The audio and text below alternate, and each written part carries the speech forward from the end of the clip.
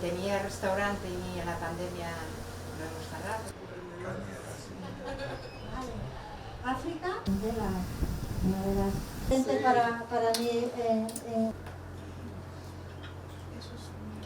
fertilizar tu tierra o de crear, digo, Bueno, quiero decirte, pero es lo que nos toca. Pues nada, damos un cafetín, pinchamos.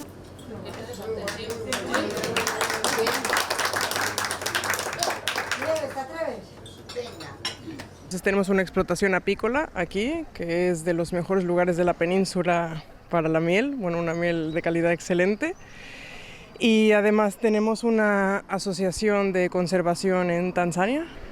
Soy de Holanda, vivo en Besuya ahora y estoy haciendo cosas como de agricultura generativa, permacultura. Que doy clases de inglés centrado en adultos y empresas online.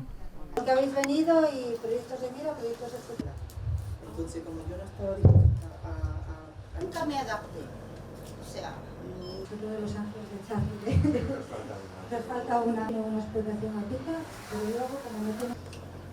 pero los últimos... Estamos súper contentos, sí, súper contentos. No podíamos haber escogido mejor, siempre lo pensamos. Es difícil, es duro vivir en una zona rural y tan remota. Quieres hacerlo porque sabes que quieres estar en un sitio natural, tranquilo, regresar a los valores de lo que es un pueblo, los vecinos, vecindario que te apoye.